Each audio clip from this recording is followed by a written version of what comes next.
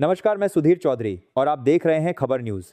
तो आइए बात करते हैं आज के मुख्य समाचार में देश भर की तमाम बड़ी खबरों पर नजर डालते हैं। इससे पहले आप हमें कमेंट में जरूर बताएं कि आप ये वीडियो कहां से देख रहे हैं। अगर आपने अभी तक इस वीडियो को लाइक नहीं किया है तो लाइक करके चैनल को सब्सक्राइब जरूर करें। योगी सरकार के 9 वर्षों में उत्तर प्रदेश में महिला सुरक्षा का बहुआयामी मॉडल विकसित हुआ है। मिशन शक्ति और एंटी रोमियो स्क्वाड जैसे अभियानों से कानून व्यवस्था में सुधार आया है। बलात्कार के मामलों में 33.92% की कमी आई है। महिला संबंधी मामलों के निस्तारण में यूपी 98.9% दर के साथ देश में पहले स्थान पर है, जिससे महिलाओं के लिए सुरक्षित माहौल बना है। मुख्यमंत्री डॉक्टर मोहन यादव ने कानून व्यवस्था और विकास कार्यों में लापरवाही पर सख्त कार्रवाई की है। सीधी में औचक निरीक्षण के बाद कलेक्टर स्वरोचिष सोमवंशी को हटाया और बैंक सीईओ को निलंबित किया। गुना में 1 करोड़ रुपए के हेरफेर मामले में एसपी अंकित सोनी को भी पद से हटा दिया गया। मुख्यमंत्री ने अधिकारियों को मैदान में रहकर काम करने की चेतावनी दी है, अन्यथा कार्रवाई की बात कही। मध्य पूर्व में बढ़ते तनाव के बीच अमेरिका ने ईरान के रणनीतिक ठिकानों और महत्वपूर्ण व्यक्तियों को निशाना बनाते हुए भीषण मिसाइल हमले किए हैं। अमेरिकी सेना ने सोशल मीडिया प्लेटफॉर्म एक्स पूर्व में ट्विटर के माध्यम से आधिकारिक पुष्टि की है कि इन हमलों का मुख्य उद्देश्य ईरान के सैन्य ढांचे को कमजोर करना था। सेना का दावा है कि इस ऑपरेशन में ईरान के कई शीर्ष कमांडर और प्रभावशाली नेता मारे गए हैं, जिससे क्षेत्र में शक्ति संतुलन बिगड़ने की संभावना बढ़ गई है। इजरायल के प्रधानमंत्री बेंजामिन नेतन्याहू ने अंतर्राष्ट्रीय समुदाय और दुनिया के बड़े नेताओं से आह्वान किया है कि वे ईरान के विरुद्ध जारी युद्ध प्रयासों में इजरायल का साथ दें। नेतन्याहू ने हाल ही में इजरायल पर हुए ईरानी हमलों का विवरण देते हुए बताया कि अराद क्षेत्र में घातक मिसाइल हमले किए गए और यरूशलेम के पवित्र धार्मिक स्थलों व नागरिक क्षेत्रों को भी निशाना बनाया गया। उन्होंने इसे वैश्विक सुरक्षा के लिए खतरा बताते हुए एकजुटता की मांग की है। ईरान के पूर्व सर्वोच्च नेता अयातुल्ला अली खामेनेई के निधन के बाद उनके बेटे मोजतबा खामेनेई को नया सुप्रीम लीडर नियुक्त किया गया है, लेकिन वे अब तक सार्वजनिक रूप से सामने नहीं आए हैं। रिपोर्ट्स के अनुसार 28 फरवरी को हुई एक भीषण घटना में न केवल अयातुल्ला अली खामेनेई बल्कि मोजतबा की पत्नी और उनके बेटे की भी मृत्यु हो गई थी। इस पारिवारिक त्रासदी और देश की अस्थिर स्थिति के बीच मोजतबा की अनुपस्थिति कई सवाल खड़े कर रही है। भारत के पड़ोसी देश श्रीलंका और पाकिस्तान इस समय गंभीर आर्थिक संकट और महंगाई की मार झेल रहे हैं। अंतर्राष्ट्रीय बाजार में कच्चे तेल की कीमतों और घरेलू आर्थिक कुप्रबंधन के कारण यहां ईंधन की कीमतें आसमान छू रही हैं। श्रीलंका में पेट्रोल की कीमत रिकॉर्ड 398 रुपये प्रति लीटर तक पहुंच गई है, जिससे आम जनता का जीवन अस्त व्यस्त हो गया है। वहीं पाकिस्तान में भी हालात कुछ बेहतर नहीं हैं, जहां पेट्रोल 321 रुपये प्रति लीटर बिक रहा है। मिडिल ईस्ट में जारी भीषण तनाव के बावजूद भारत ने अपनी ऊर्जा आपूर्ति को सुचारू बनाए रखने में सफलता हासिल की है। हाल ही में अमेरिका से एलपीजी लेकर आए विशाल जहाज और रूस से तेल लेकर आया एक्वा टाइटन टैंकर मैंगलोर बंदरगाह पर सफलतापूर्वक पहुंचे हैं। यह भारत की रणनीतिक कूटनीति का परिणाम है कि वैश्विक संकट के समय भी देश के भीतर ईंधन और गैस की कमी नहीं होने दी जा रही है। बिहार के मुख्यमंत्री नीतीश कुमार ने पटना के ऐतिहासिक गांधी मैदान में 114वें बिहार दिवस समारोह का भव्य उद्घाटन किया।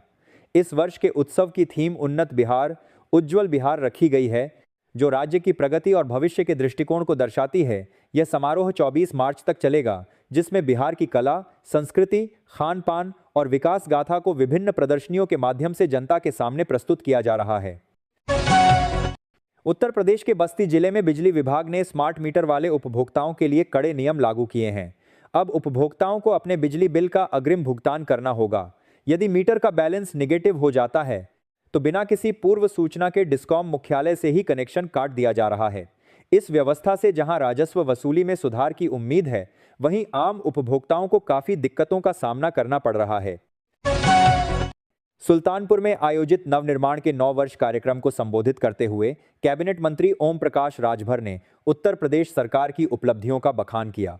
उन्होंने कहा कि पिछले 9 वर्षों में राज्य का परिदृश्य पूरी तरह बदल चुका है। राजभर के अनुसार सरकार ने कनेक्टिविटी के साथ साथ शिक्षा और स्वास्थ्य सेवाओं में क्रांतिकारी सुधार किए हैं, जिससे समाज के अंतिम पायदान पर खड़े व्यक्ति को भी सरकारी योजनाओं का लाभ मिल रहा है। पश्चिम एशिया के संकट ने भारतीय उद्योगों को भी अपनी चपेट में ले लिया है। गैस की आपूर्ति में कमी और कीमतों में अस्थिरता के कारण गुजरात के मोरबी में स्थित देश की प्रसिद्ध टाइल्स निर्माण इकाइयां बंद होने के कगार पर हैं। उत्पादन ठप होने से न केवल बाजार में टाइल्स की कमी हो गई है, बल्कि निर्माण लागत बढ़ने से कीमतों में भी भारी उछाल देखा जा रहा है। इसका सीधा असर रियल एस्टेट सेक्टर पर पड़ रहा है। मध्य पूर्व के युद्ध ने हॉर्मुज जलडमरू मध्य स्ट्रेट ऑफ हॉर्मुज में जहाजों की आवाजाही को बुरी तरह प्रभावित किया है। यह मार्ग भारत के लिए अत्यंत महत्वपूर्ण है, क्योंकि देश अपनी कुल एलपीजी आवश्यकता का 60% आयात करता है, जिसका लगभग 90% हिस्सा इसी रास्ते से होकर आता है। शिपिंग में हो रही इस बाधा के कारण भविष्य में आपूर्ति श्रृंखला प्रभावित होने और कीमतों में बढ़ोतरी होने की आशंका बनी हुई है, जो चिंता का विषय है। छत्तीसगढ़ की राजधानी रायपुर में अब घरेलू एलपीजी सिलेंडरों की जगह पाइप्ड नेचुरल गैस पीएनजी तेजी से लोकप्रिय हो रही है। गेल गैस और अडानी गैस जैसी प्रमुख कंपनियां शहर के विभिन्न इलाकों में पाइपलाइन बिछाकर यह सेवा प्रदान कर रही हैं। पीएनजी को एलपीजी की तुलना में अधिक सुरक्षित, सस्ता और सुविधाजनक विकल्प माना जा रहा है, क्योंकि इसमें सिलेंडर खत्म होने या बुकिंग कराने का झंझट नहीं रहता। प्रधानमंत्री नरेंद्र मोदी ने भारत के लोकतांत्रिक इतिहास में एक नया कीर्तिमान स्थापित किया है। वे अब भारत में सबसे लंबे समय तक सरकार के प्रमुख मुख्यमंत्री और प्रधानमंत्री मिलाकर रहने वाले नेता बन गए हैं। उन्होंने सिक्किम के पूर्व मुख्यमंत्री पवन कुमार चामलिंग के 930 दिनों के रिकॉर्ड को पीछे छोड़ दिया है। पीएम मोदी ने 931 दिन पूरे कर यह गौरव हासिल किया, जो उनकी निरंतर राजनीतिक स्वीकार्यता को दर्शाता है। देश के विभिन्न हिस्सों में एक साथ कई बड़ी घटनाएं सामने आई हैं, जहां एक ओर 5 राज्यों और केंद्र शासित प्रदेशों में विधानसभा चुनावों के बिगुल फूंक दिए गए हैं। वहीं तेलंगाना में ड्रग्स के खिलाफ बड़ी छापेमारी की गई है। दिल्ली में भीषण आग की घटनाओं ने सुरक्षा व्यवस्था पर सवाल खड़े किए हैं, तो दूसरी ओर हिमाचल प्रदेश सरकार द्वारा बजट में सरकारी कर्मचारियों के वेतन में की गई कटौती ने राजनीतिक गलियारों में हलचल पैदा कर दी है। भारतीय मौसम विज्ञान विभाग आईएमडी ने देश के कई राज्यों के लिए मौसम का अलर्ट जारी किया है। रिपोर्ट के अनुसार आने वाले कुछ दिनों में देश के विभिन्न हिस्सों में गरज चमक के साथ भारी बारिश, बिजली गिरने और ओलावृष्टि की संभावना है। किसानों को विशेष रूप से सतर्क रहने की सलाह दी गई है, क्योंकि ओलावृष्टि से तैयार फसलों को भारी नुकसान हो सकता है। पहाड़ी क्षेत्रों में भी बर्फबारी के आसार बने हुए हैं। देश की प्रमुख एयरलाइन एयर इंडिया ने अपने केबिन क्रू के लिए स्वास्थ्य और फिटनेस के नए मानक तय किए हैं। 1 मई 2026 से लागू होने वाली इस नीति के तहत सभी क्रू सदस्यों के बॉडी मास इंडेक्स बीएमआई की नियमित जांच की जाएगी। कंपनी का कहना है कि अंतर्राष्ट्रीय मानकों के अनुरूप सेवाओं को बेहतर बनाने और क्रू की शारीरिक दक्षता सुनिश्चित करने के लिए यह कदम उठाना अनिवार्य है। आईपीएल की सबसे सफल टीमों में से एक चेन्नई सुपर किंग्स सीएसके ने चेपॉक स्टेडियम में अपने पुराने और दिग्गज खिलाड़ियों को सम्मानित करने के लिए एक विशेष कार्यक्रम आयोजित किया। इस दौरान सीएसके के लिए खेल चुके कई पूर्व सितारे एक मंच पर नजर आए। हमेशा की तरह महेंद्र सिंह धोनी इस पूरे इवेंट का मुख्य आकर्षण रहे। प्रशंसकों ने अपने चहेते थाला और पुराने खिलाड़ियों को एक साथ देखकर खुशी जाहिर की। केरल के मंजेश्वर से भाजपा के वरिष्ठ नेता के सुरेंद्रन एक अनोखे कारण से चर्चा में हैं। उनके खिलाफ वर्तमान में 242 आपराधिक मामले लंबित हैं। हालांकि पार्टी और सुरेंद्रन का दावा है कि इनमें से अधिकांश मामले राजनीतिक विरोध प्रदर्शनों और आंदोलनों के दौरान दर्ज किए गए हैं। केरल की राजनीति में यह एक बड़ा मुद्दा बना हुआ है, जिसे विपक्षी दल उनकी छवि खराब करने के लिए इस्तेमाल कर रहे हैं। उत्तर प्रदेश के गोंडा जिले में भारतीय जनता पार्टी ने अपनी संगठनात्मक मजबूती के लिए 64 सदस्यीय जिला कार्य समिति की घोषणा की है। जिलाध्यक्ष अकबाल बहादुर तिवारी द्वारा जारी इस सूची में 11 महिलाओं को स्थान देकर महिला प्रतिनिधित्व बढ़ाने की कोशिश की गई है। इस नई समिति में कई पुराने और दिग्गज चेहरों को हटाया गया है, जबकि सक्रिय कार्यकर्ताओं को पदोन्नति देकर नई जिम्मेदारी सौंपी गई है। असम में आगामी विधानसभा चुनावों को देखते हुए कांग्रेस ने अपनी रणनीति में बड़ा बदलाव किया है।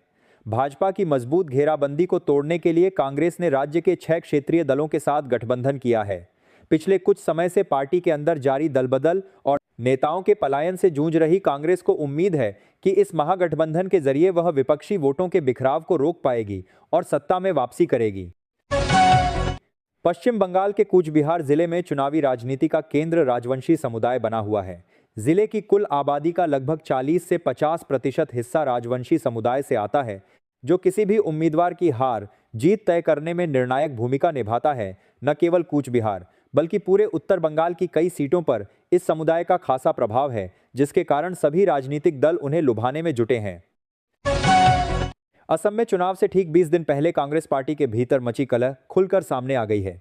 पार्टी जहां एक और सत्ता विरोधी लहर का फायदा उठाने की कोशिश कर रही थी, वहीं उसके अपने ही नेता साथ छोड़ रहे हैं। सांसद प्रद्युत बारदोलई के इस्तीफे ने पार्टी को बैकफुट पर धकेल दिया है। भयंकर गुटबाजी के कारण पार्टी कार्यकर्ता हतोत्साहित हैं और डैमेज कंट्रोल की कोशिशें नाकाम साबित हो रही हैं। तमिलनाडु की राजनीति में कदम रखने वाले मशहूर अभिनेता और टीवी के प्रमुख विजय ने गठबंधन की अटकलों पर विराम लगा दिया है। उन्होंने उन खबरों को झूठा प्रचार बताया जिसमें कहा जा रहा था कि उनकी पार्टी आगामी चुनावों के लिए एनडीए के साथ हाथ मिला सकती है। विजय ने स्पष्ट किया कि उनकी पार्टी केवल जनता की टीम है और वह किसी भी बड़े राजनीतिक दल की भी टीम के रूप में काम नहीं करेगी। आईपीएल के मेगा ऑक्शन में ऋषभ पंत को 27 करोड़ रुपए की भारी भरकम राशि में खरीदे जाने के बाद से ही विवादों का दौर जारी है। ऐसी खबरें उड़ रही थीं कि पंत टीम के मैनेजमेंट से खुश नहीं हैं और लखनऊ छोड़ना चाहते हैं। इन अफवाहों पर पूर्ण विराम लगाते हुए लखनऊ सुपर जायंट्स के मालिक संजीव गोयनका ने आधिकारिक बयान दिया है। उन्होंने साफ किया कि पंत टीम का अभिन्न हिस्सा हैं और उनके जाने की खबरें पूरी तरह निराधार हैं।